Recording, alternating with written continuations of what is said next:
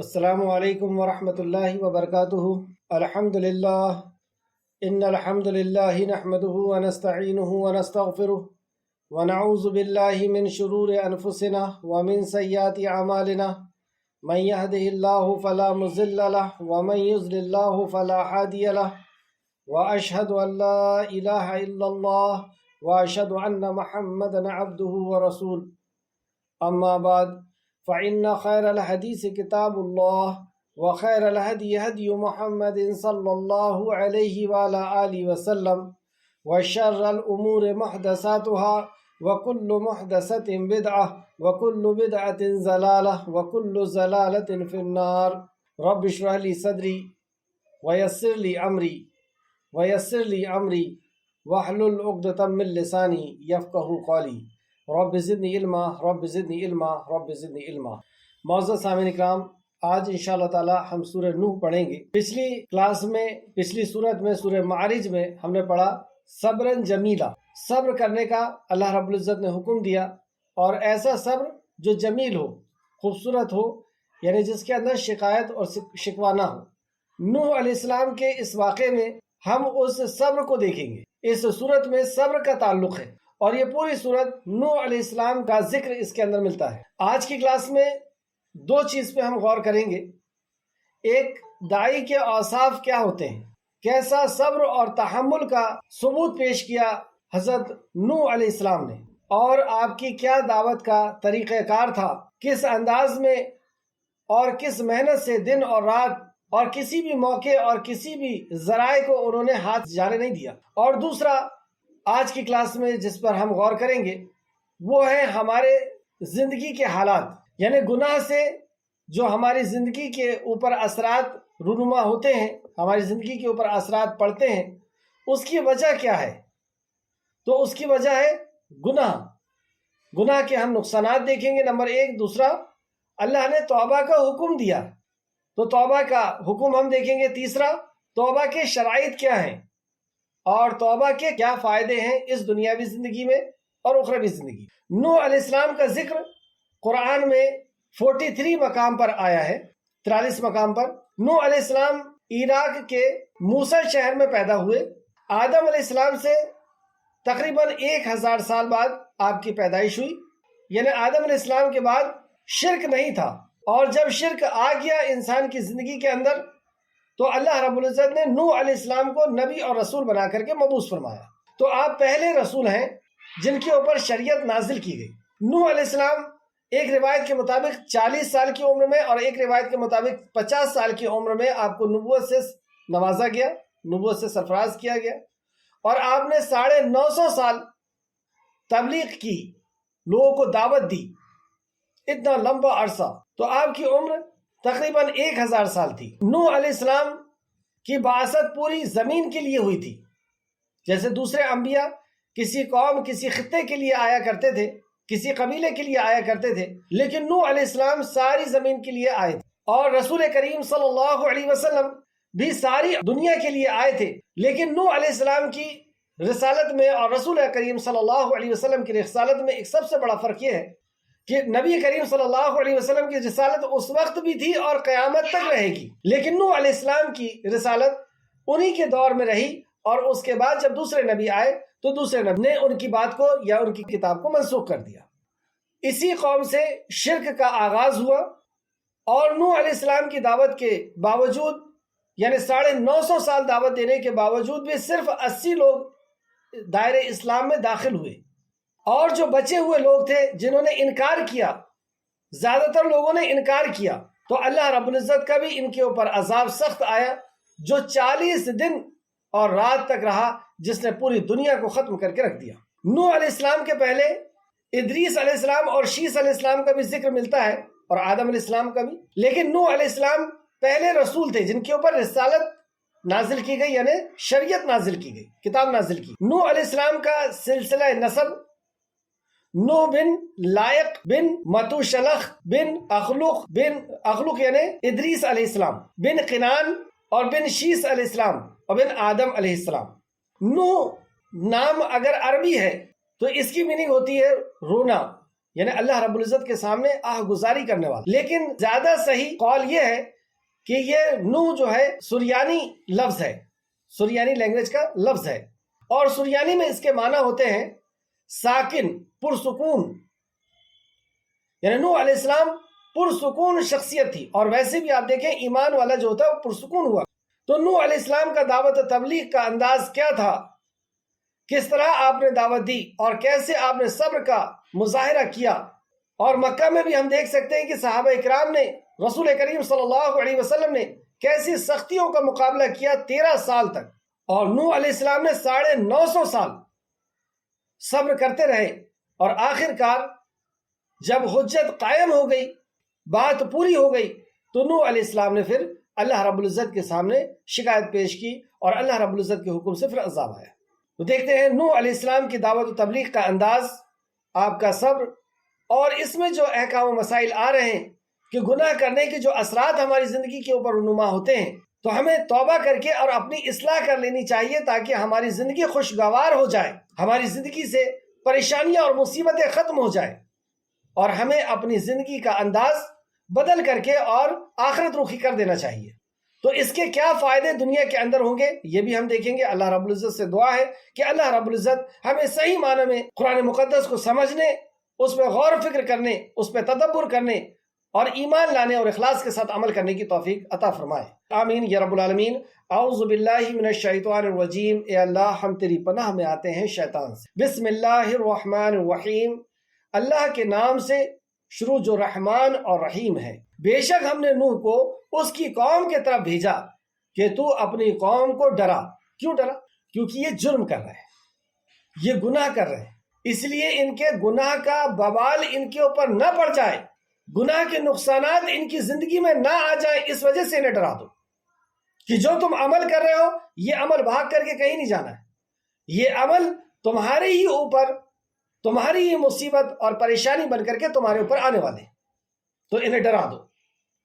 کیا جرم کیا انہوں نے دنیا کا سب سے بڑا جرم کیا، اور اس جرم کی شروعات یہیں سے ہوئی، اور وہ تھا شرک.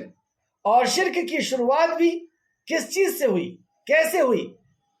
تو بزرگان دین کی شان میں غلو کر کے. تو شرک کی شروعات غلو سے ہوئی. غلو کہتے ہیں اتی سویکتی کو، یعنی بزرگان دین کی جو مقام و مرتبہ ہے اس سے بڑھا کر کے اور اللہ کے مقام و مرتبے پر پہنچا دینا، اللہ کا حق مخلوق کو دے دینا. تو یہ خطرناک جرم انہوں نے کیا، اور اس کے علاوہ بھی پھر دوسرے جرم تھے. تو اللہ رب العزت نے فرمایا بے شک ہم نے نوح کو اس کی قوم کی طرف بھیجا کہ تم اپنی قوم کو ڈراؤ، اس سے پہلے کہ انہیں دردناک عذاب آلی. ہوئی بات، اس سے پہلے کہ انہیں دردناک عذاب آلی، یعنی عذاب آئے گا تم نے جو جرم کیے اس کی بنیاد پر. یہ دنیا کا بھی عذاب ہو سکتا ہے اور آخرت کا بھی عذاب، اور دنیا کا عذاب آیا.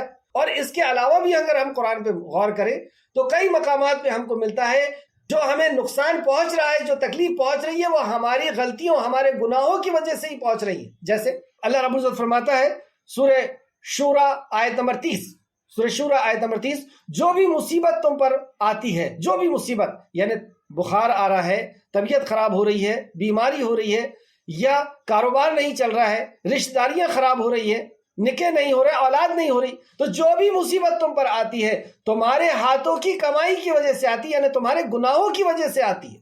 اسی طرح کا مضمون سورہ روم آیت نمبر 41 کے اندر بھی ہے، 41 کے اندر، سورہ نساء آیت نمبر 79 کے اندر، سورہ زمر آیت نمبر 51 کے اندر، اور سورہ قصص آیت نمبر 59 کے اندر. ایسے 5 مقامات پر آپ کو یہی حکم ملے گا، تمہارے اوپر جو تمہاری مصیبتیں آتی ہیں وہ تمہاری ہاتھوں کی کمائی کی وجہ سے آتی. اب کیا کیا مصیبتیں آتی ہیں، چند ایک میں آپ کے سامنے پیش کرتا ہوں پوائنٹ کی شکل میں. نمبر 1، گناہ کرنے سے دل زنگ آلود ہو جاتا ہے اور دل تاریک ہو جاتا ہے، یعنی اندھیرا پن، ڈارکنس اس کے اندر آ جاتا ہے. ترمذی شریف حدیث نمبر 334، جب بندہ گناہ کرتا ہے تو ایک سیاہ نقطہ اس کے دل پر لگا دیا جاتا ہے.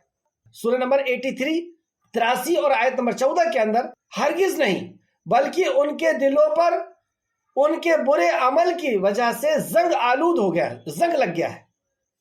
تو دل زنگ آلود ہو جاتا ہے، یعنی چہرے کا نور اڑ جائے گا. بے شمار چیزیں ہیں، وقت کی قلت کی وجہ سے میں آگے چلتا ہوں. پوائنٹ نمبر 2 لکھیں، گناہ کی وجہ سے بندہ اپنی قدر، مقام اللہ کے ہاں کھو دیتا ہے. جو اس کے مقام ہے، جو اس کی قدر ہے خالق کائنات کے پاس، وہ کھو دیتا ہے گناہ کرنے کی وجہ سے۔ رسول اللہ صلی اللہ علیہ وسلم نے فرمایا تم نافرمانی سے بچو، کیونکہ نافرمانی کی وجہ سے اللہ کی ناراضگی آ جاتی ہے۔ مسند احمد حدیث نمبر 570۔ تیسرا پوائنٹ، گناہ کرنے سے بندہ اپنے آپ سے غافل ہو جاتا ہے۔ تو سورہ حشر آیت نمبر 20 کے اندر اللہ نے فرمایا تو اللہ نے انہیں اپنے آپ سے غافل کر دیا، یعنی انہوں نے گناہ کیا، اللہ رب العزت کی یاد سے دور رہے تو اللہ نے ان کو ان کے اپنے آپ سے غافل کر دیا۔ انہیں خود ہوش نہیں کہ یہ جو کر رہے ہیں اس سے ان کا کیا نقصان ہوگا، یہ ہے غافل ہونا۔ چوتھا پوائنٹ، گناہ کرنے سے شیطان مسلط کر دیا جاتا ہے۔ ایک تو ہوتا ہے شیطان صرف وسوسہ کر کے بھاگ جاتا ہے، اور ایک ہوتا ہے کہ شیطان مسلط ہو جاتا ہے، پھر شیطان اس کو اپنی مرضی سے کام کراتا ہے۔ سورہ زخرف آیت نمبر 36، جو کوئی رحمان کی یاد سے غافل ہو جاتا ہے تو اللہ اس کے اوپر ایک شیطان مسلط کر دیتا ہے اور وہی اس کا ساتھی ہوتا ہے۔ اللہ کی یاد سے یعنی اللہ رب العزت کے احکامات سے جو غافل ہو جاتا ہے، اللہ رب العزت کے ذکر سے۔ پانچواں، گناہ کرنے سے انسان پریشانی اور حقیقی چین اور سکون سے محروم ہو جاتا ہے۔ حقیقی چین اور سکون، آج دیکھ لیں بہت کچھ ہے لیکن حقیقی چین اور سکون سے وہ محروم ہے۔ کبھی بیوی سے پریشان ہے، کبھی بچے سے پریشان ہے، کبھی کاروبار سے پریشان ہے، کبھی عزت سے پریشان ہے، کبھی دوستی سے، کبھی فلاں سے وہ پریشان ہے۔ حقیقی چین اور سکون سے اڑا ہوا ہے۔ سورہ طٰہٰ آیت نمبر 124، اللہ نے فرمایا اور جو میرے ذکر سے اعراض کرے گا اس کی زندگی تنگی میں ہوگی۔ چھٹواں پوائنٹ نمبر 6، گناہ کرنے سے نعمت چھن جاتی ہے۔ جو نعمتیں ہمارے پاس ہے وہ کیسے چھنتی ہے؟ اور اللہ رب العزت نے آدم علیہ السلام جسے اللہ نے اپنے ہاتھ سے بنایا، جنہیں اللہ نے اپنے ہاتھ سے بنایا، سارے فرشتوں کو جن کے سامنے سجدہ کروا دیا، جنہیں جنت میں داخل کرا، ان کے تعلق سے اللہ فرماتا ہے سورہ بقرہ آیت نمبر 35 اور 36، 35-36 سورہ بقرہ، اور ہم نے کہا کہ اے آدم تم اور تمہاری بیوی اس جنت میں رہو، اس میں سے سیر ہو کر کے کھاؤ جہاں سے چاہو، اس درخت کے قریب نہ جانا ورنہ تم ظالموں میں سے ہو جاؤ گے۔ پھر شیطان نے انہیں بھلا دیا اور انہیں اس سے نکلوا دیا جہاں پر وہ تھے۔ تو نعمت میں تھے، اللہ رب العزت نے نعمت سے انہیں نکال دیا، جرم شیطان کے وسوسے کی وجہ سے، اور ان سے وہ لغزش ہو گئی جو ان کے مقدر میں لکھی ہوئی تھی۔ ساتواں پوائنٹ، شرم و حیا کا خاتمہ ہو جاتا ہے۔ گناہ کرنے سے شرم و حیا کا خاتمہ ہو جاتا ہے۔ نبی کریم صلی اللہ علیہ وسلم نے فرمایا ایسا دور آئے گا کہ لوگ صبح مسلم ہوں گے اور شام کو کافر ہو جائیں گے، مطلب ان کے گناہوں کی وجہ سے۔ بخاری شریف حدیث نمبر 3484، جب آدمی بے حیا ہو جاتا ہے تو وہ جو چاہے وہ کرے، جب اس کے اندر حیا ہی نہیں تو اب وہ جو چاہے وہ کرے، نیکی کرے نہ کرے، جائے جہاں۔ آٹھواں پوائنٹ، رزق سے محروم کر دیا جاتا ہے۔ رزق کیا چیز ہے؟ رزق زندگی گزارنے کا سامان، یعنی اولاد ہو، کھیتی باڑی ہو، مال ہو، دولت ہو، اس سے وہ محروم کر دیا جاتا ہے۔ رسول اللہ صلی اللہ علیہ وسلم نے فرمایا آدمی کو اس کے اعمال کی وجہ سے رزق سے دور کر دیا جاتا ہے، محروم کر دیا جاتا ہے۔ سنن ابن ماجہ حدیث نمبر 3248۔ نواں پوائنٹ، علم سے محروم کر دیا جاتا ہے۔ اور بھی ہے، بہرحال وقت کی کمی کی وجہ سے ہم دیکھتے ہیں دوسری آیت۔ پہلی آیت کے اوپر پھر سے غور کریں۔ بے شک ہم نے نوح کو اس کی قوم کی طرف بھیجا کہ تم اپنی قوم کو ڈراؤ، یعنی وہ جو جرم کر رہے ہیں اس سے ڈراؤ۔ اس سے کیا ہوگا؟ ان کی زندگی تباہ ہوگی۔ جیسے میں نے آپ کو 10 پوائنٹ جو بتایا، یہ اس دنیا کی زندگی کے ہیں کہ اس دنیا کو اللہ رب العزت تباہ اور برباد۔ آج دیکھ لیں ہمارا کیا حال ہے، پورے ہندوستان کے اندر ہمارا کیا حال ہے، زندگی کے کس حصے میں ہم لوگ ٹھیک ہیں؟ تجارت کا معاملہ ہو، علم کا معاملہ ہو، سیاسی معاملہ ہو، عزت کا معاملہ ہو، ہر جگہ تباہ اور برباد۔ تو ہم دین میں اگر آئیں گے تو ہی ہماری بقا ہے۔ نوح علیہ السلام نے جو دعوت پیش کی وہ یہی پیش کی کہ ڈر جاؤ اللہ سے، اس سے پہلے کہ تمہیں دردناک عذاب آ لے۔ اور آج ہم عذاب کے اندر گرفتار ہیں، اور ایک تو نہیں، کئی قسم کے عذاب کے اندر ہم لوگ گرفتار ہیں۔ تقریباً علماء فرماتے ہیں 7 قسم کے عذاب میں ہم لوگ گرفتار ہیں۔ دوسری آیت، قالا یا قوم انی لکم نذیر مبین، اس نے کہا اے میری قوم بے شک میں تمہیں کھلم کھلا ڈرانے والا ہوں، تمہیں میں ڈرا دے رہا ہوں کہ جو تم عمل کر رہے ہو دنیا میں بھی اس کا عذاب تمہیں ملے گا، دنیا میں بھی اس کی سزا تمہیں ملے گی، قبر میں بھی ملے گی، حشر میں بھی ملے گی، اور ہمیشہ ہمیشہ کی زندگی میں ملے گی۔ تو قالا یا قوم انی لکم نذیر مبین، اس نے کہا اے میری قوم بے شک میں تمہیں کھلم کھلا ڈرانے والا ہوں۔ کیا جرم ہے ان کا، اور اس جرم سے یہ کیسے بچیں گے؟ یہ بچیں گے توبہ سے۔ اگر یہ اپنی راہ چھوڑ دیتے ہیں، یعنی اگر آپ آیت پھر سے غور کریں، اس نے کہا اے میری قوم بے شک میں تمہیں کھلم کھلا ڈرانے والا ہوں، مطلب ڈر جاؤ اور توبہ کر لو، رجوع کر لو اللہ رب العزت کی طرف۔ تو توبہ کا حکم دیا۔ توبہ کے حکم کے تعلق سے اگر آپ نوٹ کرنا چاہیں چند آیتیں تو نوٹ کر لیں کہ توبہ کا حکم اللہ رب العزت نے اور بھی دوسرے مقام پر دیا ہے۔ توبہ کا حکم نمبر 1 سورہ غافر آیت نمبر 55، سورہ غافر آیت نمبر 55، اپنے گناہوں کے لیے استغفار کرو اور صبح و شام اپنے رب کی تسبیح بیان کرو اس کی حمد کے ساتھ۔ تو اللہ رب العزت نے حکم دیا ہے کہ توبہ کر لو۔ دوسرا سورہ محمد صلی اللہ علیہ وسلم آیت نمبر 19، اپنے گناہوں کے لیے استغفار کرو، مومن مردوں اور مومن عورتوں کے لیے بھی۔ یہ نبی کریم صلی اللہ علیہ وسلم کو کہا گیا کہ آپ مومن مردوں اور مومن عورتوں کے لیے بھی استغفار کریں۔ سورہ بقرہ آیت نمبر 199 اللہ تعالیٰ سے استغفار کرو، یقیناً اللہ بخشنے والا نہایت مہربان ہے، اللہ بخشنے والا اور نہایت مہربان ہے۔ چوتھا سورہ نور سورہ نمبر 24 آیت نمبر 31، اے لوگو تم سب اللہ سے توبہ کرو تاکہ تم کامیاب ہو جاؤ۔ یہاں پہ تفلحون کا لفظ آیا، کامیابی کی شرط بتا دی کہ کامیاب ہونے کے لیے اے لوگو تم سب مل کر کے توبہ کرو تاکہ تم کامیاب ہو جاؤ۔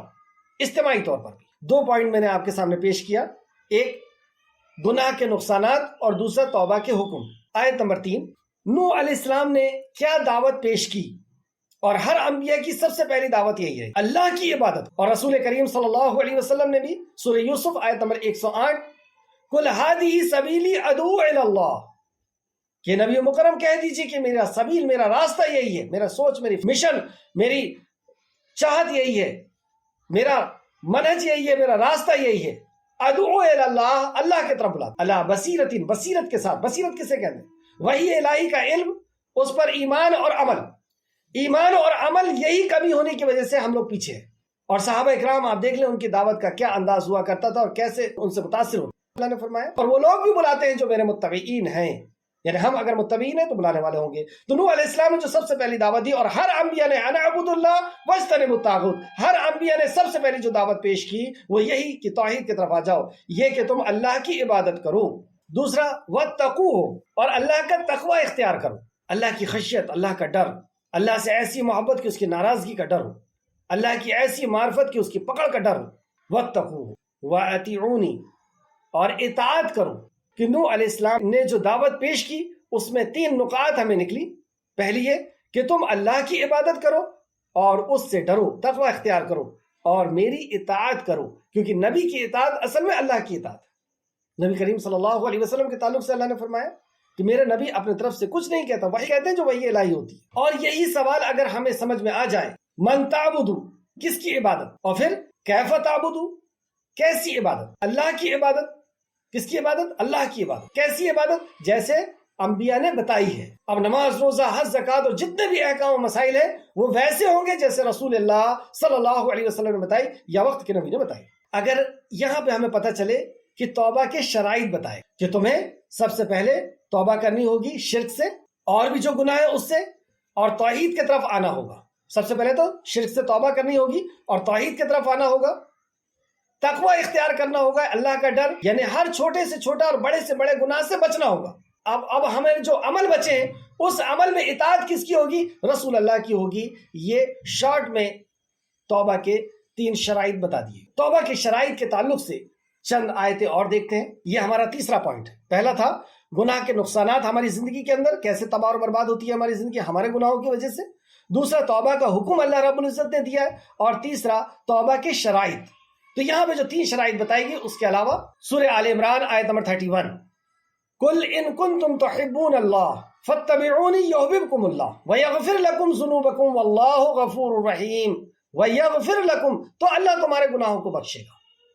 کیا ہے شرط؟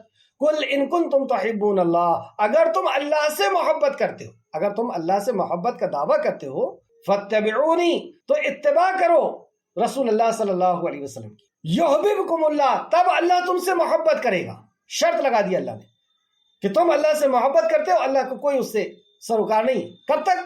جب تک تم فاتبعونی، جب تک تم رسول اللہ کی اطاعت نہیں کرو، یحببکم اللہ، پھر اللہ تم سے محبت کرے گا، سبحان اللہ، تمہیں ولی بنائے گا، ویغفر لکم ذنوبکم، اور تمہارے گناہوں کو اللہ رب العزت بخشے گا۔ تو گناہ کے بخشنے کی شرط کیا بتائی گئی؟ فاتبعونی، کہ اتباع کرو رسول اللہ کی، واللہ غفور رحیم، اور اللہ غفور اور رحیم ہے۔ لیکن شرط کیا لگا دی؟ اطاعت، دوسری شرط۔ سورہ مائدہ آیت نمبر 39، سورہ مائدہ آیت نمبر 39، جو شخص اپنے گناہ کے بعد توبہ کر لے اور اصلاح کر لے، اصلاح کر لے یعنی جو برائیاں ہیں اس کو دور کر لے، تو اللہ تعالیٰ رحم کے ساتھ اس کی طرف لوٹتا ہے۔ یقیناً اللہ تعالیٰ معاف کرنے والا، مہربانی کرنے والا ہے۔ اللہ فرماتا ہے کہ میں لوٹتا ہوں تمہاری طرف، معاف کرنے والا ہوں، سبحان اللہ۔ سورہ انفال، تیسرا پوائنٹ، سورہ انفال آیت نمبر 38، آپ ان کافروں سے کہہ دیجئے کہ اگر یہ لوگ باز آ جائیں، سبحان اللہ، کافروں کو بھی توبہ کا حکم دیا جا رہا ہے اور انہیں تیار کیا جا رہا ہے۔ آپ کافروں سے کہہ دیجئے کہ اگر یہ لوگ باز آ جائیں، مطلب جو گناہ کر رہے ہیں، جو شراب، جوا اور عورتوں کے ساتھ ظلم، بچوں کو زندہ دفن کر دینا، جو بھی مکہ کے اندر کرائم چل رہے تھے، اور آج ہمارے معاشرے کے اندر جو بھی کرائم ہے، اللہ کی نافرمانی کر کے، اللہ کا انکار کر کے، تو یہ باز آ جائیں تو ان کے سارے گناہ جو پہلے ہو چکے ہیں سب معاف کر دیے جائیں گے۔ کون فرما رہا؟ خالق کائنات۔ اور اگر اپنی وہی عادت رہے گی تو کفار سابقین کے حق میں قانون نافذ ہو چکا ہے کہ اللہ رب العزت انہیں دنیا میں بھی تباہ اور برباد کرے گا اور آخرت میں بھی تباہ اور برباد کرے گا۔ سورہ فرقان آیت نمبر 70، توبہ کرے اور ایمان لے آئیں اور نیک کام کریں، ایسے لوگوں کے گناہ اللہ تعالیٰ نیکیوں سے بدل دیتا ہے۔ کیا شرط بتائی گئی؟ توبہ کر لیں، نیک عمل کریں، مطلب اپنی جو راستہ چل رہا ہے شیطانی راستہ، اس کو شیطان کی پیروی، اپنے نفس کی پیروی، معاشرے کی پیروی، اس راستے کو چھوڑ کر کے رسول اللہ صلی اللہ علیہ وسلم کی لائی ہوئی پاکیزہ شریعت جو اللہ رب العزت نے نازل کی، اس کے اوپر تم چلنے لگو گے، یہ ہے توبہ۔ تو توبہ کر لیں اور ایمان لے آئیں، یعنی ایمان کا سب سے پہلا رکن توحید ہے کہ توحید پر آ جائیں اور نیک کام کریں۔ اب نیک کام کیا ہے؟ اللہ کے حکم کے مطابق، رسول اللہ صلی اللہ علیہ وسلم کے حکم کے مطابق عمل کرنا۔ تو نیک کام کریں تو ایسے لوگوں کے گناہ اللہ تعالیٰ نیکیوں سے بدل دیتا ہے۔ اللہ اکبر۔ عائشہ رضی اللہ عنہا سے مروی ہے کہ رسول اللہ صلی اللہ علیہ وسلم نے فرمایا، بندہ جب گناہ کرتا ہے اور اس کے ارتکاب کر لے، گناہ کر لے، پھر اس کا ارتکاب کر لے، قبول کر لے، پھر توبہ کرے تو اللہ تعالیٰ اس کی توبہ قبول کرتا ہے۔ اتنے شرائط پتہ چلی۔ سب سے پہلی شرط کہ ہمیں یہ پتہ چلا کہ نبی مکرم صلی اللہ علیہ وسلم کی اطاعت کرنا ہے، یعنی نیک کام کرنا ہے، اپنی اصلاح کرنا ہے اور اپنے گناہوں سے باز آ جانا، مطلب اس راستے کو چھوڑ دینا ہے، توبہ کر کے اور ایمان میں آ جانا ہے، توحید اور ایمانیات کی جتنی بھی چیزیں ہیں اس پہ ہمارا عقیدہ صحیح کر لینا ہے، اور پھر نیک عمل کرنا ہے۔ الا الذین آمنوا وعملوا الصالحات۔ خلاصہ کلام یہ کہ 5 چیزیں آپ نوٹ کر لیں، توبہ ان شرائط کے ساتھ کی جائے گی۔ نمبر 1، اخلاص، یعنی اللہ کے ڈر سے، بندوں کے ڈر سے توبہ نہیں کہ اب ہم پکڑا گئے کسی کیس میں تو اب ہم توبہ کرتے، نہیں، اللہ سے ڈر کر کے کہ اللہ دن میں بھی دیکھ رہا، رات میں بھی دیکھ رہا، کسی نے نہیں پکڑا، کسی نے نہیں دیکھا تو کیا ہوا، اللہ نے دیکھا ہے اور اللہ حساب لے گا، تو اخلاص ہو سب سے پہلی چیز۔ دوسرا، ندامت ہو، شرمندگی ہو، پشیمانی ہو، یعنی غلطی کا احساس ہو، پچھتاوا ہو، گناہ کرنے کے بعد بے چین ہو جائے، چین نہ آئے، اور گناہ پہ خوشی محسوس نہ ہو، کہ گناہ کو یاد کر کے اور اس کی لذت لے رہے ہیں، خوشی محسوس نہ ہو۔ دوسرا، ندامت، شرمندگی۔ تیسرا، گناہ چھوڑ دینے کا عہد کر لیں، گناہ چھوڑ دینے کا پکا ارادہ کر لیں، اور گناہ چھوڑ دینے کا پکا ارادہ کریں یعنی کہ اندر یہ بات ہے کہ نیک عمل کرنا شروع کر دیں، یعنی نبی کریم صلی اللہ علیہ وسلم کی اطاعت و فرمانبرداری کرنا شروع کر دیں۔ تیسرے پوائنٹ میں دونوں چیز آ جائے گی۔ چوتھا، آئندہ نہ کرنے کا عہد کر لیں، آئندہ نہ کرنے کا عہد کر دیں۔ پانچواں، توبہ کے وقت کے اندر توبہ کریں، توبہ کے وقت کے اندر توبہ کریں، یعنی موت کے پہلے پہلے توبہ کر لیں، اور زندگی کا ہمیں کوئی بھروسہ نہیں۔ اور دوسرا، قیامت کے آنے کے پہلے پہلے توبہ کر لیں۔ توبہ و استغفار کا بہترین وقت، بہت مشہور حدیث، رسول اللہ صلی اللہ علیہ وسلم نے فرمایا، ہر رات جب 1/3 حصہ باقی رہتا ہے تو اللہ تعالیٰ آسمان دنیا پر نزول فرماتا ہے۔ کیسے نزول فرماتا ہے؟ جیسی اس کے شان کو لائق ہے، ہم وہ سمجھ بھی نہیں سکتے۔ لیس کمثلہ شیء وہو السمیع البصیر، کہ اس کے مثل کوئی نہیں، تو وہ کیسا آتا ہے؟ جیسے اس کے شان کو لائق، تو نزول فرماتا ہے اور کہتا ہے کون ہے جو مجھ سے دعا کرے میں اس کی دعا قبول کروں گا، کون ہے جو مجھ سے مانگے میں اسے دوں گا، سبحان اللہ، کون ہے جو مجھ سے معافی طلب کرے اور میں اسے معاف کر دوں۔ توبہ کے تعلق سے نماز کا بھی ذکر ملتا ہے، ترمذی شریف حدیث نمبر 406، ابن ماجہ حدیث نمبر 1395، اور علامہ البانی نے اس کو اپنی صحیح میں 333 نمبر پہ نقل کیا ہے، 333۔ جب کوئی آدمی گناہ کرتا ہے پھر اٹھ کر وضو کرتا ہے، پھر نماز ادا کرتا ہے اور توبہ استغفار کرتا ہے تو اللہ تعالیٰ اس کے گناہ معاف فرماتا ہے، لیکن شرائط آپ کے سامنے رکھی گئی ہے، ان شرائط کے ساتھ توبہ کی جائے۔ چلیں آیت نمبر 3 پہ واپس آئیں۔ یہ کہ تم اللہ کی عبادت کرو اور اس سے ڈرو اور میری اطاعت کرو، یغفر لکم من ذنوبکم، تو اللہ کیا کرے گا؟ وہ گناہوں کو تمہارے مغفرت کر دے، یغفر لکم، وہ معاف کر دے گا، من ذنوبکم، تمہارے گناہوں، وَيُؤَخِّرْكُمْ إِلَىٰ أَجَلٍ مُّسَمًّى، اور تمہیں ایک مقررہ وقت تک مہلت دے گا۔ اب تم گناہ سے توبہ کر لیے، اب نیک کام کرنے لگے ہو تو ایک وقت تک تمہیں مہلت دے گا دنیا کے اندر، یعنی تفسیر ابن کثیر فرماتے ہیں یعنی تمہاری عمر دراز کر دے گا اور تم پر سے عذاب کو ٹال دے گا، یعنی مصیبتیں اور پریشانیوں کی جو بادل ہے وہ گر جائے، ہٹ جائے گی۔ توبہ کی فائدہ ایک حدیث میں ملتا ہے، صحیح سلسلۃ الصحیح میں علامہ البانی نے اس کو نقل کیا ہے 1908 نمبر پہ، سلسلۃ الصحیح 1908۔ رسول اللہ صلی اللہ علیہ وسلم نے فرمایا صلہ رحمی کرنے سے عمر میں اضافہ کر دیا جاتا ہے۔ عمر میں اضافہ کا کیا مطلب ہے؟ اس کا یہ مطلب نہیں کہ 60 سال کی عمر تھی اور 80 ہو جائے گی، نہیں، عمر میں اضافہ کا مطلب یہ ہے کہ عمر میں برکت دے دی جائے گی، یعنی جو لوگ 100 سال میں جو کام نہیں کر پاتے ہیں وہ آپ 30-40 سال میں کر دیں گے، 50 سال کے اندر، یعنی عمر کے اندر اللہ رب العزت برکت عطا فرماتے ہیں، یہ اس کا مطلب ہے۔ تو یہاں پہ اللہ نے فرمایا اور تمہیں ایک مقررہ وقت تک مہلت دے گا، بے شک جب اللہ کا مقررہ وقت آ جائے تو وہ مؤخر نہیں ہوتا، اجل مسمى، وقت آ جاتا ہے اپوائنٹڈ ٹائم تو پھر وہ بڑھتا نہیں ہے، گھٹتا نہیں ہے، تو ایک وقت تک اللہ تمہیں مہلت دے گا، اور بے شک جب اللہ کا مقررہ وقت آ جاتا ہے تو وہ مؤخر نہیں کی جاتا، کاش تمہیں علم ہوتا۔ آیت نمبر 5، اس نے کہا اے میرے رب، بے شک میں نے اپنی قوم کو رات دن دعوت دی۔ کس سے بات کر رہے ہیں؟ نوح علیہ السلام اپنے رب سے، یعنی لوگ پریشان کر رہے ہیں اور روزانہ کی دعوت ہو رہی ہے اور اس سے تھک کر کے پریشان ہو کر کے اپنے رب کے سامنے حاضر ہو کر کے اپنے رب کے سامنے اپنی بات کو رکھ رہے ہیں، اور دعوت کا انداز بھی دیکھیں اس میں، اس نے کہا اے میرے رب، بے شک میں نے اپنی قوم کو رات اور دن دعوت دی، یعنی کسی بھی وقت کو ضائع نہیں ہونے دیا، دن میں وقت ملا دن میں، رات میں وقت ملا رات میں، جو بھی وسائل تھے، اس سے ہمیں پتہ چلا کہ ہمارے لیے بھی جو بھی وسائل ہیں ہم اس کو استعمال کریں دعوت کے لیے، نیٹ کے ذریعے سے دے سکتے ہیں، فون کے ذریعے سے دے سکتے ہیں، جا کر کے دیکھ سکتے ہیں، بیٹھ کر کے دے سکتے ہیں، جو بھی دن میں دے سکتے ہیں، رات میں دے سکتے ہیں، اور یہ 1-2 دن کی دعوت نہیں تھی، 1 سال 2 سال کا کورس نہیں تھا، 950 سال، 100 سال بھی نہیں، کیسا برداشت کا مادہ آپ دیکھیں، کیا حوصلہ تھا، اور انبیاء علیہ السلام کے اندر یہ صفت آپ کو ضرور ملے گی، صبر کی، اور دائی کے اندر بھی یہ صفت کا ہونا بہت ضروری ہے۔ تو اس نے کہا اے میرے رب، بے شک میں نے اپنی قوم کو رات اور دن دعوت، چنانچہ میری دعوت نے ان کے حق میں فرار کو زیادہ کیا، مطلب بغاوت ہی بغاوت ہوتے رہی، میں جیسا جیسا ان کو بلاتا رہا یہ بھاگتے رہے، اور میں نے جب بھی انہیں دعوت دی تاکہ ان کی مغفرت کر دی جائے۔ دعوت کس چیز کی دی؟ گناہ کو چھوڑ دینے کی، تو اس سے کیا ہوگا کہ ان کی مغفرت کر دی جائے، اور دعوت کیا تھی؟ دعوت توحید تھی، تو جب بھی میں نے انہیں توحید کی دعوت دی، تیری اطاعت اور فرمانبرداری کی، رسالت کی، آخرت کی دعوت دی، تاکہ تو انہیں مغفرت کر دے، ان کے معاف کر دے، تو پتہ یہ چلا کہ شریعت کی دعوت کو قبول کرنے میں ہی ہمارے گناہوں کی معافی۔ تو انہوں نے اپنی انگلیاں اپنے کانوں میں ڈال لی اور اپنے کپڑے لپیٹ لیے اور ضد کی اور انتہائی تکبر کیا۔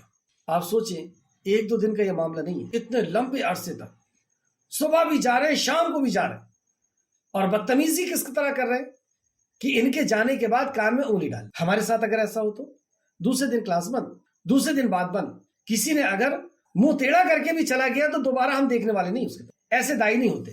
ان کا طرز عمل، اور مکہ والے بھی یہی تھے، کان میں انگلیاں ڈال لے رہے ہیں، روئی ڈال لے رہے ہیں، کبھی تاشے بجا رہے ہیں، حامیم سجدہ آیت نمبر 26 کے اندر کہ کافروں نے کہا کہ تم قرآن کو مت سنو اور جب وہ پڑھا جائے تو شور مچاؤ تاکہ تمہارا غلبہ باقی رہے. اور بے شمار اس طریقے کے ہتھ کنڈے یہ لوگ مکہ والے بھی اپنایا کرتے تھے. اور نوح علیہ السلام کے ساتھ بھی دن اور رات یہی ہو رہا ہے کہ وہ کہتے ہیں کہ ہم نے تو چادر اوڑھ لی صاحب، جیسے سورہ بقرہ وغیرہ میں ہم نے پڑھا کہ ہمارے دل تو غلاف میں ہیں، اب تم کتنا ہی سمجھا، ہمیں کچھ سمجھ میں آنے والا نہیں. تو نوح علیہ السلام نے فرمایا آیت نمبر 7، اور میں نے جب بھی انہیں دعوت دی تاکہ تو ان کی مغفرت فرما. اللہ اکبر، کیسی محبت ہے ایک دائی کو اپنے مدعو سے، ایک نبی کو اپنے قوم سے، کہ یہ اگر میری دعوت کو قبول کر لیں گے تو اللہ ان کو معاف کر دے گا اور ان کی مصیبتیں، ان کی پریشانیاں اس دنیا سے بھی ٹل جائیں گی اور آخرت کی زندگی میں بھی ٹل جائیں گی. اس فکر اور پریشانی نے نہ دن میں چین لینے دیا نہ رات میں چین لینے دیا. رسول کریم صلی اللہ علیہ وسلم ایک دن رات میں اٹھ کر کے جانے لگے. عائشہ نے دامن پکڑ لیا، کہتی ہیں یا رسول اللہ کہاں جاتے ہیں آپ؟ بخار میں تب رہے. رسول رحمت صلی اللہ علیہ وسلم نے فرمایا عائشہ مجھے جانے دے، وہ لوگ آگ سے بچ جائیں گے، وہ لوگ آگ سے بچ جائیں. یہ امت کی فکر اور ان کا طرز عمل یہ ہے کہ کان میں انگلی ڈال رہے ہیں، اپنے آپ کو چادر میں لپیٹ رہے ہیں، بھاگ رہے ہیں، چیخ رہے ہیں. لیکن ایک دائی جانتا ہے کہ یہ کیا کر رہے ہیں، انہیں ہوش نہیں، یہ غافل ہیں، یہ آخرت کی زندگی سے غافل ہے، یہ ایمان سے کورے ہیں. یہ تڑپ، یہ محبت جب تک امت کے لیے نہیں آئے گی تب تک کیسے کام ہو سکتا؟ اللہ ہم سب کی زندگی کے اندر ایسی محبت لوگوں کی ڈال دے کہ ہم لوگوں کی پریشانیوں کو دیکھ کر کے پریشان ہو کہ یہ دنیا میں بھی تباہ اور برباد ہو رہے ہیں، آخرت میں بھی برباد ہو جائیں گے، آخرت میں بھی جہنم میں ڈال دیے جائیں گے. بہرحال آگے دیکھتے ہیں آیت نمبر 7. تو انہوں نے اپنی انگلیاں اپنے کانوں میں ڈال لی اور اپنے کپڑے لپیٹ لیے اور ضد کی، مطلب حقیقت کو جان لیے. اب یہ ضد پر آ گئے، جیسے یہودی اور نصرانی پہچان لیے تھے رسول اللہ کو لیکن ضد پر آ گئے. آج کا مسلمان پہچان لیا ہے رسول اللہ صلی اللہ علیہ وسلم، آج کے مسلمان نے پہچان لیا یہ قرآن اللہ کا کلام، آج کے مسلمان نے یہ پہچان لیا ہے کہ مرنے کے بعد زندگی، لیکن اس کے بعد بھی ضد. کس چیز سے ضد کر رہے ہیں؟ دنیا کو حاصل کرنے کے لیے، اپنی نفسانی خواہشات کو پوری کرنے کے لیے. کیا سمجھ لیے مرنا نہیں ہے؟ کیا جس نے پیدا کیا وہ نہ پیدا کرے گا؟ تو انہوں نے ضد کیا اور انتہائی تکبر کیا. تکبر کیا ہے؟ رسول اللہ صلی اللہ علیہ وسلم سے ایک صحابی کہتے ہیں یا رسول اللہ میں اچھے کپڑے پہنا اور اچھی جوتے پہنا تو کیا یہ تکبر ہے؟ آپ نے کہا نہیں، اللہ خوبصورت ہے، خوبصورتی کو پسند کر. تکبر یہ ہے کہ تم حق کا انکار کرو اور کسی کو حقیر سمجھو. حق کا انکار جیسے شیطان نے کیا، ابلیس نے کیا، یہ تکبر ہے. اور اپنے سے کسی کو حقیر سمجھنا یہ تکبر ہے. تو انہوں نے تکبر کیا، مطلب نوح علیہ السلام کو، ان کی تعلیمات کو، ان کے علم کو، ان کی بات کو حقیر سمجھا اور اللہ رب العزت کے حکم کو، اللہ کی بات کو، اس کا انکار کیا. یہ ہے تکبر. آیت نمبر 8. پھر بے شک میں نے انہیں کھلی دعوت دی. ابھی بھی نوح علیہ السلام چھوڑ نہیں گئے، اب میں نے انہیں کھلا دعوت دینا شروع کر. پھر میں نے آیت نمبر 9، پھر میں نے ان سے اعلانیہ کہا اور چپ کے بھی دعوت دی. اللہ اکبر. دن اور رات بھی، اعلانیہ بھی اور چپ کر کے بھی اور چپ کے بھی، یعنی کوئی بھی موقع ہاتھ سے جانے نہیں دے رہے. جو بھی موقع، جو بھی وسائل مل رہے ہیں اس کے ذریعے سے دعوت پیش کر رہے ہیں. آیت نمبر 10. چنانچہ میں نے کہا تم اپنے رب سے استغفار کرو، توبہ کر لو، چھوڑ دو اس زندگی کو، آ جاؤ اللہ رب العزت کے دین کے اوپر. تو چنانچہ میں نے کہا تم اپنے رب سے استغفار کر لو، بے شک وہ بڑا ہی بخشنے والا ہے. مطلب تمہارے گناہوں کو، کیسے بھی گناہوں، کتنے بھی گناہ. سورہ توبہ میں آپ نے دیکھا نہیں، شرک جیسے گناہ کو بھی اللہ نے کہا کہ اگر تم معافی مانگ لو گے تو میں معاف کروں. تو یہاں نوح علیہ السلام فرماتے ہیں کہ بے شک وہ بڑا ہی بخشنے والا ہے. اب توبہ کے فائدے کیا ہیں؟ یہ ہمارا جو ہے چوتھا پوائنٹ، توبہ کے فائدے. اب دیکھیے دنیا کے اندر کیا فائدے ہیں جب ہم توبہ کر کے اور اللہ رب العزت کے بتائے ہوئے مطابق زندگی جینے لگتے ہیں تو اللہ رب العزت ہمیں کیا عطا فرماتا ہے. اور تاریخ کا مطالعہ کر کے بھی دیکھ لیں، ہسٹری کے پنے کو پلٹا کر کے بھی دیکھ لیں کہ نوح علیہ السلام کی قوم جنہوں نے بات کو مان لیا تھا، بھلے ہی وہ 80 لوگ تھے، لیکن اللہ رب العزت نے پوری دنیا کا ان کو وارث بنا دیا. لوط علیہ السلام کے ساتھ جن لوگوں نے ایمان لے آیا تھا، اللہ رب العزت نے انہیں، بنی اسرائیل موسیٰ علیہ السلام کے ساتھ جب آ گئے تھے تو فرعون کو اللہ رب العزت نے ڈبو کے ختم کر دیا. رسول اللہ صلی اللہ علیہ وسلم کے ساتھ جو لوگ آ گئے تھے ان کو اللہ رب العزت نے دنیا کا وارث بنا دیا. اور جن لوگوں نے انبیاء کا انکار کیا، انبیاء کی تعلیمات کا انکار کیا، اللہ کے کلام کا انکار کیا، اللہ کی وحی کا انکار کیا، اللہ رب العزت نے اسے تباہ اور برباد کر. یہ قانون قیامت تک رہے گا. ہم بھی اگر بچنا چاہتے ہیں اور دنیا کی सुरखरुई चाहते हैं, दुनिया की दौलत, दुनिया का सुकून और चैन चाहते हैं, तो हमें आना होगा। तो अल्लाह रब्बुल इज्जत ने यहाँ पे बयान फरमाया नूह अलैहिस्सलाम की जुबानी कि नूह अलैहिस्सलाम ने कहा कि तुम अल्लाह रब्बुल इज्जत से तौबा कर लो, वो तौबा को कबूल फरमाता है, बहुत माफ फरमाने वाला है। और फिर वो क्या करेगा, जब तुम्हारी तौबा कबूल करेगा तो क्या होगा, वो तुम पर आसमान से मूसलाधार बारिश बरसाएगा। ये बेसिक नेमत है। अगर बारिश ना हो तो सब्जा नहीं हो सकता, कोई खाने पीने की चीज नहीं हो सकती, और पीने के लिए हम मोहताज हो जाएंगे, सूखा पड़ जाएगा और तबाही और बर्बादी आ जाएगी। सबसे बड़ी नेमत का जिक्र किया जो ऑक्सीजन के बाद हमारे लिए पानी है। तो वो तुम्हें पानी देगा, वाफिर मिकदार में पानी देगा, और वो तुम्हें माल देगा और औलाद देगा, और तुम्हें बागात देगा, और तुम्हें वो नहरें देगा। यही सब तो नेमतें हमें चाहिए होती है। इसी के लिए हम गलत डायरेक्शन में दौड़ रहे होते हैं, गलत रास्ते में दौड़ रहे होते हैं। हम ये सोचते हैं कि अल्लाह की नाफरमानी कर लेंगे, क्योंकि शैतान हमें यही सिखाता है, और आदम अलैहिस्सलाम को भी यही सिखाया कि उस पेड़ के पास चले जाओ, इज्जत वाले हो जाओगे, फरिश्तों में तुम्हारा शुमार हो जाएगा, और इस जन्नत से नहीं निकाले जाओगे, नेमत वाले हो जाओगे। हमें भी शैतान यही सिखाता है कि चोरी कर लो, ब्याज पे पैसे ले लो, फला गैर महरम को उठा के ले आओ, फला फला चीजें तुम्हें नसीब हो जाएंगी। ये गलत रास्ते में हम दौड़ रहे हैं। अल्लाह रब्बुल इज्जत बताता है कि ये रास्ता नहीं है, ये दुनिया अल्लाह की है, अल्लाह तुम्हें अता करेगा। और वो कैसे अता करेगा, तुम अल्लाह रब्बुल इज्जत की बताई हुई शरीयत पे आ जाओ, पुरानी जिंदगी से तौबा कर लो, और तौबा करोगे। सबसे पहली नेमत का अल्लाह ने जिक्र किया कि वो तुम्हें पानी देगा। वादा कौन कर रहा है, खालिक कायनात वादा कर रहा है, हमेशा जिसका वादा जो है वो सच्चा होकर के रहता है। और दूसरी नेमत अल्लाह फरमाता है या वयुमदिदकुम बिअमवालिन, और वो तुम्हें माल देगा। माल के लिए परेशान है, दौलत के लिए परेशान है, अल्लाह वादा कर रहा है कि तौबा कर लो, मैं तुम्हें माल दूंगा और बेटों से बढ़ा दूंगा, वह बनैना, और तुम्हें बेटों से मैं बढ़ा दूंगा। औलाद चाहिए। कई लोग औलाद के लिए इधर उधर कभी चादर, कभी नारियल, कभी चिरौंजी लेकर के घूम रहे हैं। अल्लाह फरमाता है तौबा कर लो, गारंटी नुस्खा ये कर लो, अल्लाह का वादा है, अल्लाह तुम्हें औलाद में बढ़ा देगा और तुम्हारे लिए बागात पैदा करेगा। यानी तुम्हारा कारोबार, बागात उस टाइम में कारोबार थे, हर दौर में रहते, तो तुम्हारा कारोबार, तुम्हारे बागात तुमको अता करेगा और नहरें जारी कर दे। मतलब वो बागात को बाकी रहने की जो असल सोर्स है वो नहरें, तो उसमें से वो जारी कर। सूरह अनफाल में भी अल्लाह रब्बुल इज्जत ने नेमतों का जिक्र किया।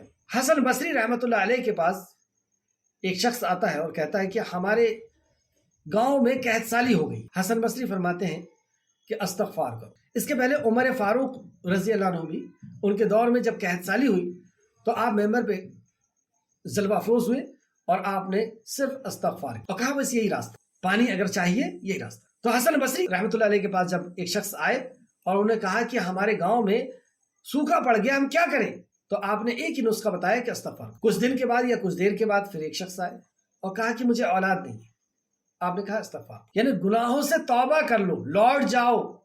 और हम सब जानते हैं कि हमारे अंदर क्या क्या गुनाह है, और गुनाह के ताल्लुक से अगर आप गौर करें तो आपने कितनी कुर्बानियां दे करके अध्यात्म के इस लेवल तक आए, दीन के इस लेवल तक आए। कई दोस्तियां छोड़नी पड़ी होगी, कारोबार छोड़ना पड़ा होगा क्योंकि हराम था, कई रिश्तेदारियां टूटी हैं, कई दौलत छूटी है। अब इस दीन के इस लेवल पे आए, बहुत गौर से समाप्त करें। अब चंद गुनाह रह गए, अगर आप नोट करें तो 2-4 गुनाह होंगे जो बचे। जैसी इस गुनाहों से तौबा कर लेंगे, इस गुनाहों को अलग कर लेंगे, दूर कर देंगे, अहद कर लेंगे कि अब ये गुनाह नहीं होगा, बस विलायत आपके सामने, बस अल्लाह रब्बुल इज्जत की रहमत आपके साथ है। कुल इन कुंतुम तुहिब्बूनल्लाह फत्तबिऊनी युहिब्बुकुमुल्लाह व यगफिर लकुम ज़ुनूबकुम वल्लाहु गफूरुर रहीम। कहा ना, तो एक थोड़ी सी हिम्मत करनी है। 98% तक आ चुके, 97% तक आ चुके, 99% तक आ चुके, 1-2 गुनाह है और हम सब जानते हैं कि वो हमारे गुनाह कौन से। बस उससे हिम्मत करके तौबा कर ले एक बार, तो जितनी भी नेमतें गई हैं, खालिक के कायनात वादा कर रहा है अपने कलाम, और इसका वादा पूरा हुआ है या नहीं हुआ है, हम पिछली जिंदगियों को देख लें, हम तारीख को उठा करके देख लें। अल्लाह हम सबको तौफीक अता फरमाए और फिस्सिल में काफा, इस्लाम में पूरे के पूरे दाखिल होने वाला अल्लाह रब्बुल इज्जत हम सबको बना दे, आमीन या रब्बुल आलमीन। तो हसन बसरी के पास दूसरे शख्स आते हैं, कह रहे औलाद नहीं, कहा कि तौबा करो। फिर कुछ वक्त के बाद एक शख्स आते हैं और कहते हैं कारोबार नहीं, पैसे से बहुत परेशान हूं, कारोबार नहीं चल रहा है। आप कहते हैं अस्तगफार करो, तौबा को लाजिम रखो। तौबा से मुराद ये नहीं कि बैठ करके और गाल पीट लेना, अपने गुनाहों को ढूंढ करके और उससे छुटकारा पाना, उस जिंदगी को छोड़ करके इस जिंदगी के अंदर आ जाना, सिरात मुस्तकीम के अंदर आ जाना, मनहज पे आ जाना, منہج پہ آ جاؤ. ایک شاگرد کہتے ہیں کہ کیا آپ کے پاس سارے نسخوں کا، ساری بیماریوں کا ایک ہی نسخہ ہے؟ مطلب کوئی قحط سالی کے لیے آیا، کوئی دولت کے لیے آیا، کوئی بچے کے لیے آیا، سب کو ایک ہی چیز بتا دی.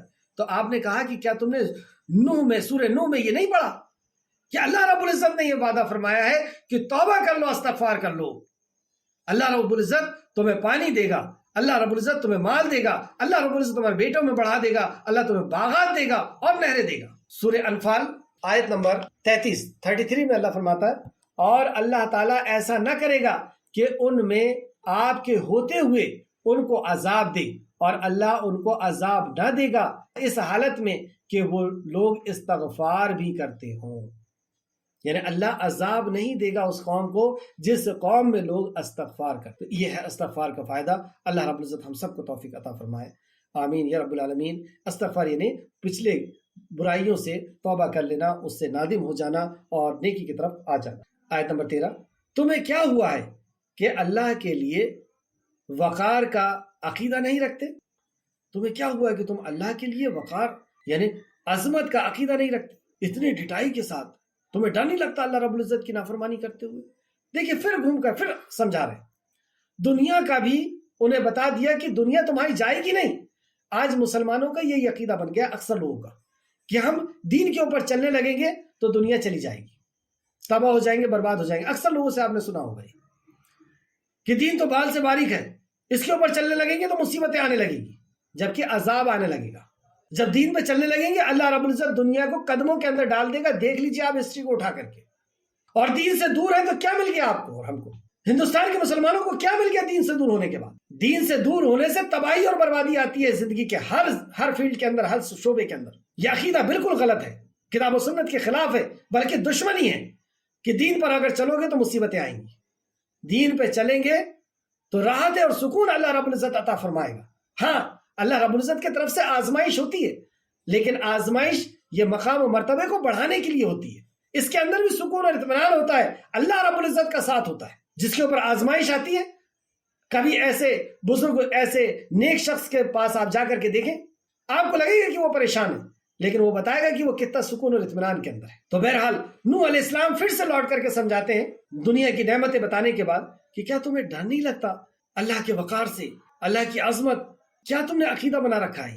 کیوں نہیں ڈرتے تم کہ تم اللہ کے وقار یعنی عظمت کا عقیدہ کیوں نہیں رکھتے؟ حالانکہ اس نے تمہیں کئی مرحلوں میں تخلیق کیا، پھر انہیں ان کی زندگی کی طرف لوٹا کر کے لا رہے کہ دیکھو اپنی زندگی کی طرف. تمہیں اللہ رب العزت نے کئی مرحلوں میں پیدا کیا ہے. پہلے تم کیا تھے؟ ایک نطفہ تھے، ایک حقیر نطفہ، پھر خون کا لوتھڑا ہوئے، پھر گوشت ہوئے، پھر ہڈی، اور پھر اس دنیا کے اندر آئے بے بس ہو کر کے. نہ بیٹھ سکتے تھے، نہ اٹھ سکتے تھے، نہ بول سکتے. پھر اللہ نے جوان کیا، پھر بڑھاپا کر دیا. یہ مرحلوں میں اللہ نے تمہیں پیدا کیا ہے. تم اس رب کو بھول گئے؟ کیا تم نے دیکھا نہیں کہ اللہ 7 آسمان تہ بتہ کیسے تخلیق کرتا ہے؟ کہ 7 آسمان تہ بتہ اس نے کیسے پیدا کی؟ اب یہاں پہ بہت پیاری بات، اور اس نے ان میں چاند کو روشن اور سورج کو چراغ بنایا. چاند تعلق اللہ رب العزت نے فرمایا نورن، اسے ہم نے نور والا بنایا. وجعل الشمس، اور شمس کو یعنی سورج کو سراجا، چراغ بنایا. سراج کا لفظ ہے تو سورج کی خود کی روشنی ہے، اور اس کی روشنی نور قمر لیتا ہے، چاند لیتا ہے، اور پھر چاند منور ہو جاتا ہے، روشن ہو جاتا ہے. تو چاند کس سے روشنی لیتا ہے؟ سورج سے، اور اسی کا ریفلیکشن ہوتا ہے جو ہمیں نظر آتا ہے. رسول اللہ صلی اللہ علیہ وسلم کے لیے اللہ نے کیا کہا؟ سراجم منیرا، چمکدار چراغ جس نے ساری دنیا کو پر نور کر دیا. سراجم منیرا، ہم نے آپ کو منیر بنایا، چراغ بنایا. اور چاند کی مثال رسول اللہ نے کس سے دی؟ رسول اللہ صلی اللہ علیہ وسلم نے فرمایا عابد پر عالم کی مثال ایسی ہے جیسے ستاروں پر 14ویں کے چاند کی. تو علماء کیسے ہیں؟ چاند کی طرح. اور چاند کی روشنی کس کی ہوتی ہے؟ سورج کی. تو علماء کی روشنی کس کی ہوتی ہے؟ علماء کے پاس جو نور ہوتا ہے، جو علم ہوتا ہے، کس کا ہوتا ہے؟ رسول اللہ صلی اللہ علیہ وسلم کی طرف سے. اور جس عالم کا نور، جس عالم کا علم قیاس پر ہو، کہانی اور قصوں پر ہو، اپنے خیالات پر ہو، یا اپنی چلانے لگے وہ، تو گویا کہ اس نے وہ سورس کو ہٹا دیا، اب وہ چاند نہیں رہا. تو چاند کون ہوگا؟ علماء کون ہوں گے؟ جو سارا کے سارا نور جو ہے وہ رسول اللہ صلی اللہ علیہ وسلم، صحابہ کرام اور جو بھی ماخذ اس سے لیں گے. اور اس نے ان میں چاند کو روشن اور سورج کو چراغ بنایا۔ تو یہاں پہ پھر نعمتوں کا ذکر کر رہے ہیں کہ تم اس اللہ سے بھول گئے، اس اللہ سے توبہ نہیں کرتے، اس کی بتائی ہوئی زندگی پہ نہیں جیتے، جس نے تمہیں کئی ادوار میں پیدا کیا اور تمہیں آسمان دیا، پھر تخلیق کے اوپر، اپنی تخلیق کے اوپر، اور پھر آفاق کے اوپر اللہ رب العزت نے نظر ڈالی ان کی کہ تم دیکھو فلکیات کو، تم دیکھو اسپیس کو کہ اللہ رب العزت نے کیسے تمہیں سورج اور چاند عطا کیا، اور اللہ ہی نے تمہیں زمین سے اگایا، تم زمین سے پیداوار ہے تمہاری۔ تو آدم علیہ السلام بھی زمین سے پیداوار، ہماری بھی ہے کہ جو ہمارے والدین نے کھایا تھا وہ زمین سے ہی نکلا تھا، اور اسی سے نطفہ بنا اور اسی سے پھر ہماری تخلیق ہوئی، پھر وہ تمہیں اس میں لوٹائے گا۔ اب آخرت کا یقین دلا رہے ہیں۔ دیکھیں آپ کتنی پیاری اسپیچ ہے ایک دائی کی جو نوح علیہ السلام نے یہاں پہ بیان فرمائی، یعنی اللہ کا احسانات کو ذکر کرایا، توحید کی طرف دعوت دی، توحید کو قبول کر لو ورنہ انجام بتایا کہ تم کس طریقے سے تباہ اور برباد ہونے والے ہو۔ اگر قبول کر لو گے، توبہ کر لو گے، استغفار کر لو گے، تو اللہ رب العزت دنیا کی نعمتیں تمہیں عطا کر دے گا۔ پھر لوٹا کر کے آئے کہ اللہ رب العزت سے تم کیوں غافل رہتے ہو، اس کی عظمت کو کیوں نہیں سمجھتے، تم اس کے وقار کو کیوں نہیں جانتے، تمہارا یہ کیسا عقیدہ ہو گیا ہے۔ لوٹ آؤ، تمہیں اللہ رب العزت نے کیسے پیدا کیا، کبھی اس کے طرف تو دیکھو، تم اپنی تخلیق کی طرف تو غور کرو، پھر آفاق کی طرف دیکھو، پھر تم کائنات کی طرف دیکھو، پھر تم اسپیس کی طرف دیکھو، کہ پھر انہوں نے دعوت پیش کی آخرت کی طرف بتا کر کے کہ جس طریقے سے اللہ رب العزت نے تمہیں زمین سے اگایا ہے، اس طریقے سے تمہیں اللہ رب العزت پھر سے اگانے پر قادر ہے، پھر وہ تمہیں اس میں سے لوٹا دے گا۔ یعنی جیسے پودا نکلتا ہے اور پھر واپس لوٹ کر کے زمین کی طرف چل جاتا ہے، سوکھ ساکھ کر کے وہ ختم ہو جاتا ہے، اسی طریقے سے انسان زمین میں سے نکلتا ہے اور مر کر کے پھر زمین میں دفنا دیا جاتا ہے، اور جس طریقے سے بیج دفنا دیا جاتا ہے اور نکالا جاتا ہے، اسی طریقے سے تم نکالے جاؤ گی۔ آیت نمبر 18، پھر وہ تمہیں اس میں لوٹائے گا اور پھر تمہیں دوبارہ نکالے گا، اور اللہ نے زمین کو تمہارے لیے بچھونا بنا دیا۔ تو یہاں پہ عقیدہ بتایا گیا کہ مرنے کے بعد تمہیں پھر سے زندہ کیا جائے گا۔ تو دائی 3 چیز کی دعوت دیتا ہے، توحید، آخرت اور رسالت۔ تو آپ نے توحید کی دعوت دی، رسالت کی دعوت دی، اور یہاں پہ آخرت کی دعوت دی، اور اگزامپل بتا کر کے کہ جس طریقے سے پودا نکلتا ہے پھر اسی میں ختم ہوتا ہے، پھر نکلتا ہے، اس طریقے سے تم نکالے جاؤ گے، اور اللہ رب العزت نے زمین کو تمہارے لیے بچھونا بنا دیا۔ پھر سے دنیا کے اوپر نظر ان کی کری جا رہی ہے کہ دیکھو تمہارے لیے اللہ نے کیا کیا عطا فرمایا ہے، تاکہ تم اس کی کھلی راہوں پر چلو۔ اللہ نے زمین کو بچھا دیا تاکہ تم اس کی کھلی راہوں پر چلو۔ اللہ رب العزت سے دعا ہے کہ جو کچھ بھی ہم نے پڑھا، اے خالق مالک، اس پہ ہمیں پھر سے تدبر و غور و فکر کرنے کی توفیق عطا فرما، اس کے احکام و مسائل کو سمجھنے اور اس پر ایمان لانے اور عمل کرنے کی توفیق و رفیق عطا فرما۔ اے خالق مالک، ہمیں تو توبہ کرنے کی، استغفار کی تو توفیق عطا فرما دے۔ آمین یا رب العالمین۔ اللہم صلی وسلم علی نبینا محمد، اللہم صلی وسلم علی نبینا محمد، اللہم صلی وسلم علی نبینا محمد۔ آمین یا رب العالمین۔ السلام علیکم ورحمۃ اللہ وبرکاتہ۔